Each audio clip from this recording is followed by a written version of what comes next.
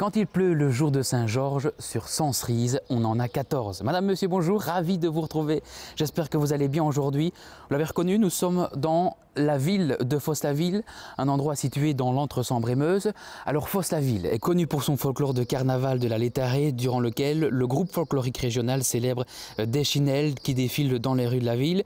Cet endroit est aussi connu pour sa collégiale Saint-Feuillin, mais aussi entre autres pour sa chapelle Sainte-Brigitte, ancien ermitage des moines irlandais. Fosse-la-Ville a porté le nom, il y a plusieurs siècles, le nom de Berbrona, nom issu de la présence d'eau potable, sans doute à l'origine du choix du lieu. Alors on poursuit justement ce bulletin météo, non pas cette fois-ci par une vidéo wow, mais plutôt par un événement à ne pas manquer dans la nuit du 26 au 27 avril prochain. C'est une lune rose qui éclairera le ciel. Sa particularité, elle sera 14% plus grande, 30% plus lumineuse qu'une lune classique. Pourquoi? Tout simplement car elle sera au périgée, c'est-à-dire au plus proche de la Terre. Alors il ne faudra pas s'attendre évidemment à voir une lune rose flashy, puisque son nom de superlune est davantage poétique que scientifique et fait surtout référence à la superlune du printemps. Celle-ci sera plutôt rousse ou orangée, ce qui n'engage pas moins le spectacle, bien au contraire. Rendez-vous donc dans la nuit du lundi au mardi pour admirer ce spectacle à 3h31 du matin. Poursuivons ce bulletin météo. Alors justement, nous connaissons actuellement des conditions anticycloniques. Et est-ce que ce temps va continuer pour ce week-end et le début de la semaine prochaine? Eh bien, voici la réponse tout de suite en images.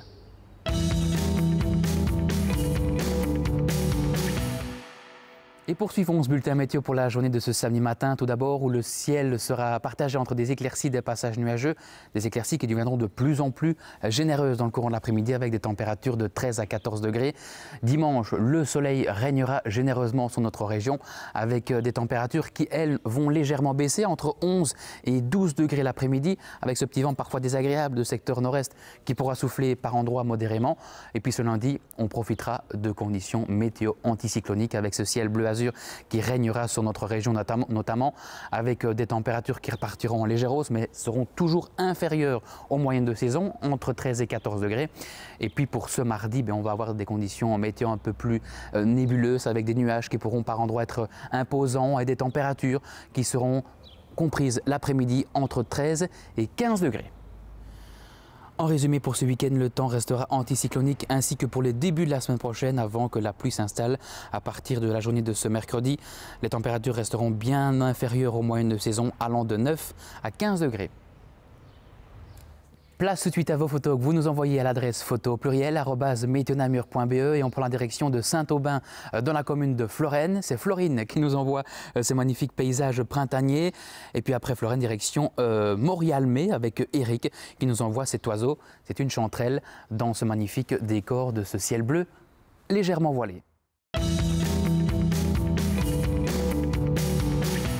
Et voilà, c'est ici que se clôture ce numéro de ce bulletin météo. Merci de l'avoir visionné. Vous pouvez retrouver à tout moment d'ailleurs cette vidéo sur notre page Facebook Météo Namur. Lundi, rendez-vous à Serfontaine pour d'autres nouvelles du temps. D'ici là, passez un très bon week-end ensoleillé. Je vous laisse avec cette belle vue sur la collégiale Saint-Feuillin de Fosse-la-Ville. À très bientôt.